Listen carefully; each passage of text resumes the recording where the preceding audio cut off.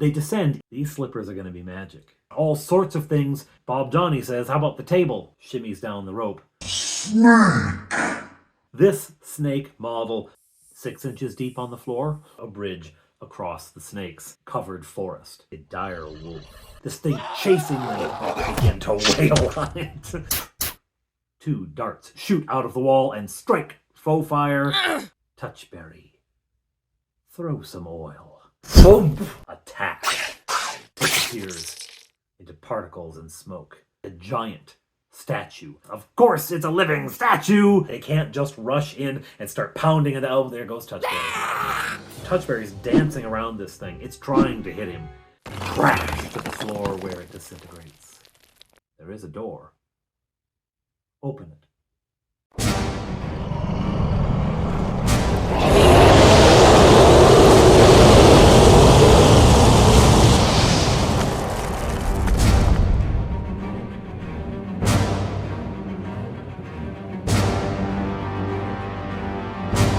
Hello everyone, I'm Father Aaron, the Dungeon Minister, and welcome to the conclusion, we think, of Sulex's tower. Okay, they have come now to a wonderful, wonderful piece of terrain, and I can say this because it's not me who made it. It is the always fabulous Battle in Barrow. Like, a year ago, we did an exchange where I sent him an adventure, a sort of a miniature module, King Crab, and he sent back this beautiful piece of terrain, and it has taken me forever to get it incorporated into the game. Partly because I had an idea of exactly where I wanted to put it, and then the characters left that place. And they continued to go in various other directions away from where I thought it would be really cool to do this. And I didn't want to just pluck it up and plop it anywhere, because I had an idea of where it should be and what should be in it and how it would all work.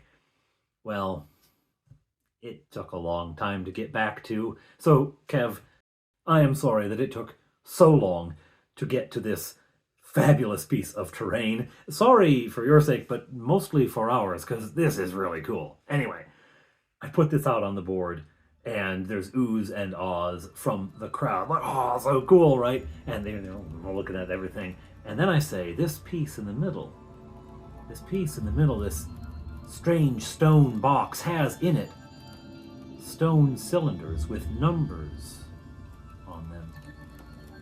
And as you look, you see there's numbers on all sides. And then I put on the table this. Isn't that cool? He sent not only the terrain, but a workable prop to put on the table for the players to manipulate. It is a set of tumblers which roll. It's essentially a combination lock, right?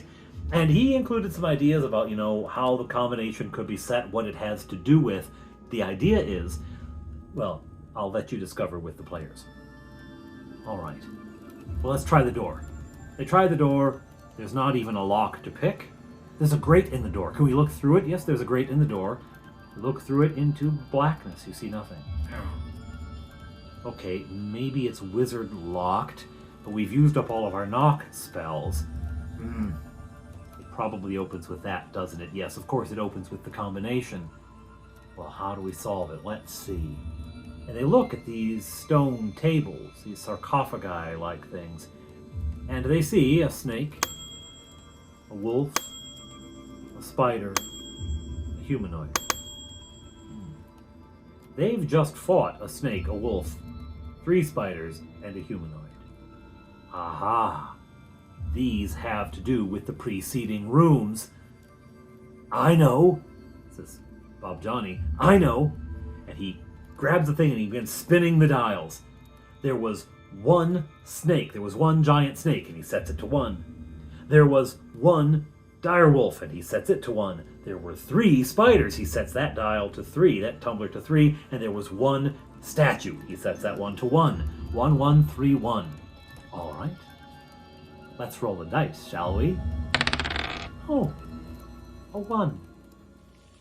You hear a sizzling sound, like meat frying. You turn to see where it's coming from. The snake, painted on the top of the sarcophagus, is bubbling, hissing. A long tube begins to rise, an ash, sort of rocky ash tube rising out in a sinuous pattern. You remember those snakes, those little snakes for like you get them around 4th of July or Canada Day or whatever, and you light them and they'd and a big long thing of ash would come out. This is where I get the idea. It comes out, and as it rises, it begins to form into a giant snake. And I go to get a miniature, and they're like, oh no, we've got to fight that thing again. No, it is a giant snake. It's not that giant snake, but it is a giant snake which has risen out of this thing magically. And it attacks. Roll initiative. The snake gets it, and it attacks. It lunges for Touchberry, and it hits. He has 13 hit points left. No, he doesn't. He has 6. It hits him, and roll a save versus poison. Well, again, halflings, this is easy. He blows past. I think he rolls a 20 for his save versus poison. Easy, easy. Good, because it will do extra damage, and that probably would have killed you. All right. He is saved from that, however, and the fight is on. Fleetwood webs this thing. The front end of it just webs it. Bob Johnny comes up. Brasingas! And he swings that axe. Didn't even need the fire. Chops it in half. It didn't have many hit points, right? It was a poisonous snake, giant snake, but it wasn't a really powerful thing. This is more of an annoyance than anything. But after having fought all of those huge creatures, one of these could kill them. Okay. If we get it wrong, something comes out. Which one? Is it the number we got wrong? And they think about it and say, well, there wasn't one snake. There were thousands of snakes. Thousands of snakes. But there's no 1,000 on the tumbler, right? There were thousands of snakes. And how many thousands? We don't know. That can't be the number then. What could it be? They think a while. They think, and then... Fleetwood. What if it's how many feet it has? And they all laugh, like, how many feet it has? Well, like, how many feet it is? That's exactly what it is. That's exactly what it is. And so he sets the tumblers. 0, 4, 8, 2. 0, 4, 8, 2. Now, it did help that as Bob Johnny was spinning the tumblers, he was seeing the numbers go by, so he had an idea of what numbers were on there. This kid's going to be a card counter in Vegas, I swear. But anyway, he had seen the numbers. He kind of had a familiarity with what was on the tumbler. He sees it, sets it. There is a grinding sound. A thunk. That's it. Somebody try the door. Not you, Touchberry. You don't have enough hit points. Somebody with more hit. Who has the most? The thief has the most hit points. Yeah, but Bob Johnny's not too far behind, and he's harder to hit. Bob Johnny, you open the door. Okay. Closes the door. It pushes on it, say it moves. Okay. And he pushes it open. Blackness beyond. Does my infravision see anything? Well, not with those 2 torches going. Okay. You step into the room. Darkness swallows you. You see no sign of a heat signature. Nothing appears to be living in here. Is there a staircase on the other end of the room? It's difficult to tell. Bring the lantern in, please. The rest of the company comes in with the lantern, and light floods the room, but doesn't reveal much. This is a large room, and so a 30-foot throw is not revealing much. They creep their way slowly forward, Fofire checking for traps at every step. She finds none, going across the floor till they come to the foot of another huge staircase.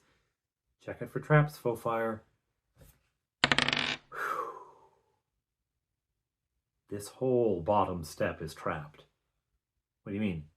The entire step is a pressure plate. Well, what does it activate? I don't know. I just know it's a pressure plate. How are we going to activate it? Throw something heavy on it. A torch. A torch. A torch? Okay, they throw a torch on it. Nothing happens. Oh. Are there any rocks around? Not really, no. I know! The statue! It fell into pieces. We'll grab one of those. Oh, no, it disappeared into smoke. What do we have that would be heavy enough? Well, the last thing they can remember having access to that would be around the weight of a person. They throw other objects onto it and nothing's heavy enough. The torch doesn't do it. The last thing they can remember that would be anywhere near the weight of a human is the furniture they used back in the snake room. So they go all the way back through and they get to the spider room, right? And stay there. He brings up the ring again. Stay there, right?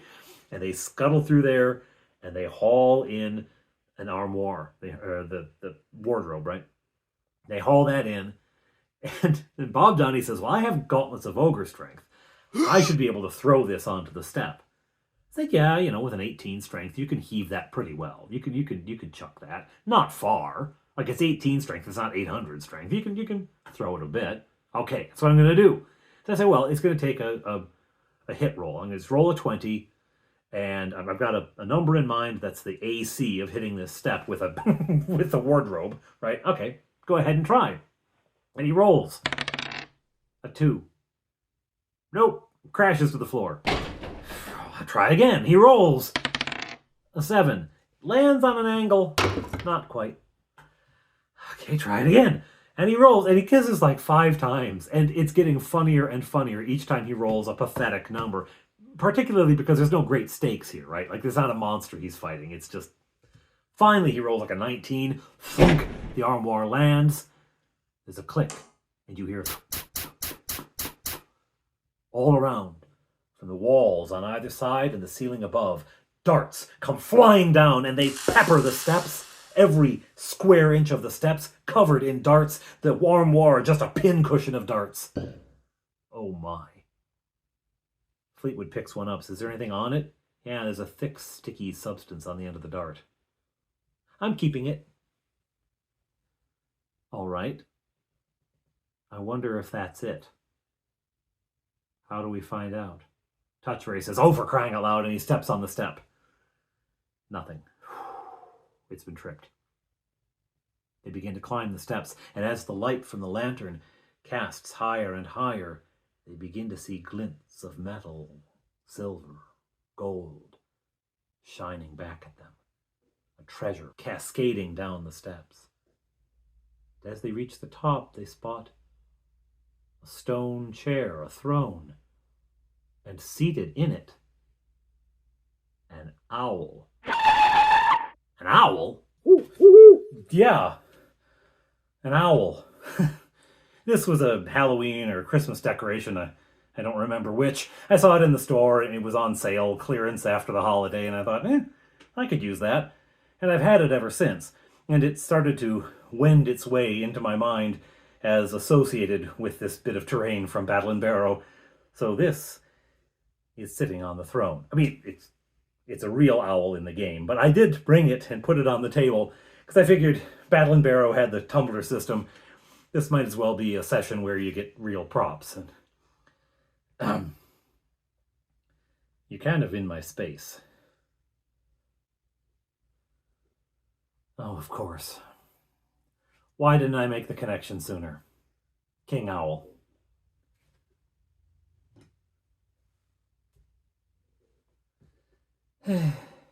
So they see this thing sitting in the throne, staring at them with large eyes. Now, clearly this cannot be a living creature, a normal, natural owl. There's nothing to eat here. There's no way in or out. But there it sits. And I say, every one of you, what is your wisdom? And they tell me, okay. And I roll. Okay. Why? No reason. Just, there you go. Well, Fleetwood begins collecting treasure. He wastes no time.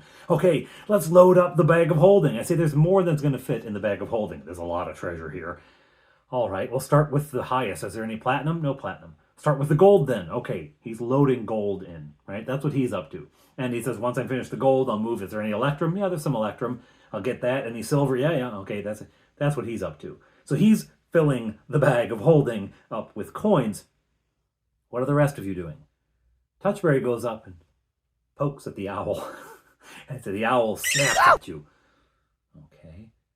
Hello, owl, and they begin to talk. This must be the thing we're here to get. Like, the treasure's great. I'm glad for the treasure, but there's something magical and special here. Clearly, it's a magical owl. This must be what we're here for, but how do we convince it to leave? And they start talking about, I'll throw my cloak over it, and I'll stuff it in my knapsack, I'll stuff it in my backpack, No, don't do that. But they start talking about all these possibilities, and eventually Bob Johnny says, I'm going to offer it some food. So he pulls out from his rations, He says, do I have any dried meat? Well, yeah, dried meat would be in your rations. Okay, I'm going to go up and offer the owl some dried meat. Oh, yeah! He offers the owl food. The owl looks at it and then looks at Bob Johnny. This was what the dice roll was for. And I have to say, I'm glad it turned out this way. Afterward, I thought about it. This is the natural member of the party for this owl to connect with. Remember, Bob Johnny is the one who wore the unicorn flower, and it never faded, right? It got cut and banged up during fights, but it never faded naturally. And they normally vanish after an hour or two, but it stayed fresh on him. There is something of the Fae about him. There's something that is in tune with the light magic of the world that just responds. And so it makes sense. Anyway, the owl looks at him. And I say, you hear inside your head, greetings. Hello? Greetings. And of course, Bob Johnny then tells the others what's happening. Well, ask it who it is, what it can do. Who are you? I am Ugla. Ugla is just owl in Icelandic. Okay. What do you do? I travel. I can help you travel. Oh, okay. You can help us travel, guys. What does that mean? Does it pick us up and carry us someplace? Does it? What do you mean, help you travel? I could show you. Where do you want to go? Now, by this time, Fleetwood has shoved as much gold into the bag of holding as he could get. Well, where do we want to go? Well, it'd be great to get back to the keep on the Northern Sea. So Bob Johnny asks, can you take us to the keep on the Northern Sea? That is too distant. Is there a place closer? Well, it would be handy not to have to go through all of that and over that sea of snakes to get out of here. Could you just take us to the first level of the tower? Very well. The owl begins to shift back and forth as it prepares itself and then launches into the air, beating its wings, lifting up over their heads, and then it glides over the stairs, and it goes up and down and up again. It begins to fly in circles. A vertical circle in the air, faster and faster and faster, eventually going so fast that there's simply a white ring in the air in front of them as it circles and circles, and the air inside of this ring begins to ripple and shimmer the way the air does over a road on a hot day. It begins to shimmer, and eventually they are no longer looking through the ring into the rest of the room. They are looking into the first floor room of the tower. There's the table, propped with a rope dangling down into the hole, the trapdoor in the floor, the curve of the stairs, and on the stairs, two very startled-looking guards. It's a teleportation owl. It can have a limited... We'll get into the technical things later. They have some guards to deal with. Touchberry does not hesitate. He leaps through Bob Johnny Fleetwood, Fowfire shortly behind, and the owl soars in behind them. These two guards have been watching this hole. Why have they been watching the hole? Well, you'll find out in a bit. And they are stunned as suddenly a circle of another room appears, and in leaps this halfling, followed by its friends. The disguise has worn off, and the attack begins. They begin to fight. Now, for some reason, they decide they're not going to kill these guys. They decide they want to try to knock them out. And so, okay, what would be a good knocking you out? I know there's a rule for it somewhere in BECMI, but right now, am I going to go hunting through books? No, we're having too much fun. All right, here it is. Roll an attack roll, okay? And then you're going to roll the same damage dice, because they're going to use the flat of the axe, for instance, right? Or they're going to punch, all right? You're going to roll, for the punch, you roll 1d4. For the other weapons, you'll roll whatever you would normally roll. If they roll max, it is going to be a blow that does damage and will likely kill, because these are low-level guys. If they manage to roll some hit points, some points of damage that aren't the max, then if you cross a threshold, half of the dice or more, but not the max, you knock them out. I'm just kind of doing it on the fly. I don't know if it makes any sense or not, the way I described it, but that's what I do. And they do succeed in knocking them out. It's really not that difficult. These guys are low-level schmucks. They swing back, but there's no hope of them hitting. And they're knocked out. Okay. We better get out of here. Up the tower! So their whole thought here is, we need to get back up the tower and climb down the tower and then sneak through the village to get back to... They want to go to the mayor's house for some reason, right? They totally forget. Anyway, up the tower they go, and they are nearing the top when they hear behind them someone pursuing them. They turn around, and there are 2 more guards. Those 2 guards had been down the hole. They had been down the hole. They had seen the room full of snakes. They were wondering what on earth to do when they heard combat up above, and they came back and climbed the rope. But of course, by the time they get up there, the party's already upstairs. So they're huffing and puffing, following them up the steps. So here they come, another combat. Now they're in the stairwell, and Bob Johnny is the last in line. It's just him. He's trying to knock them out, right? He doesn't have any spells left to cast anyway, and so they're fighting there. He does eventually knock one of them out, and then he rushes out onto the surface of the tower where the others surround this guy, pin him, and clobber him. This guy, they think they knocked him out. They actually kill him, but don't tell them. They don't want to think about that. Anyway, they get him taken care of. Oh, okay, now we got to get down off the tower. How are we going to do it? We have to take our rope with. They're still trying to hide the fact that there's been a heist, when really they could, anyway. Well, we'll take 2 ropes and put them both over and loop it over one of the parapets, and that way, when we get down, we'll pull on one of them. Okay, great. Who's going down first? Bob Johnny will go first because he's best armed and he's in pretty good shape, and he can guard the end of the rope. For the rest of us, he does. He goes down. Touchberry is halfway down when 2 more guards show up. These 2 with crossbows. These 2 have heard some commotion at the tower, and they've come from their patrol through the streets. They've come in to Sulex's tower, and they have crossbows. Uh-oh. Fofire decides this whole not killing people stuff is just not going to fly anymore, and takes aim and sinks one of them. Boom. Dead. Bob Johnny sees the tide, and he faces the other one. The first one shoots at him.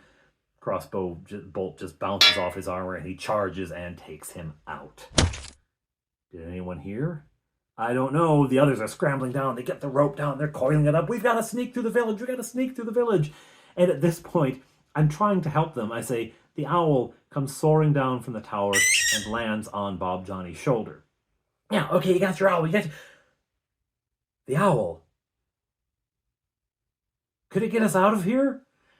So, can you take us out of here? Where can you take us to? I can take you to within 100 yards. 100 yards? Oh, that's great. Okay, can you get us out of the village?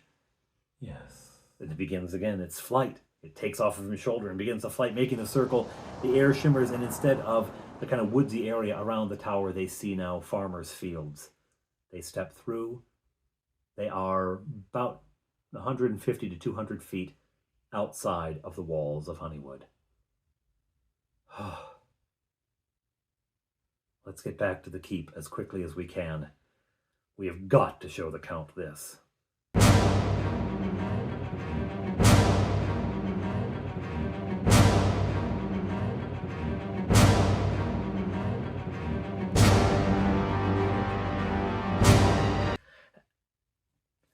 I should point out that on the way home, I do roll a random encounter, and it happens precisely in the same spot that the kobolds once ambushed them and demanded a toll on the road. So I just have that happen again, and they just pay it. The kobolds look at them and like, They size them up. They look at the fancy weapons. They look at all the fancy armor. 50 gold. 50 gold. And they happily pay it. And the kobolds let them through, and as they walk away, they can hear the kobolds muttering, I told you, always ask more, always ask more. They have more than that.